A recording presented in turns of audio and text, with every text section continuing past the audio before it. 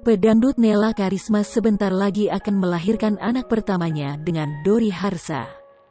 Usia kandungannya memasuki 9 bulan, namun hingga kini Nela dan Dori masih merahasiakan jenis kelamin anak pertama mereka. Nela pernah membagikan hasil USG kandungannya. Terlihat hidung mancung calon buah hatinya itu. Kini jelang melahirkan anak pertamanya, Nela memiliki keinginan yang cukup unik. Ia ingin memiliki sejumlah tanaman hias di rumah.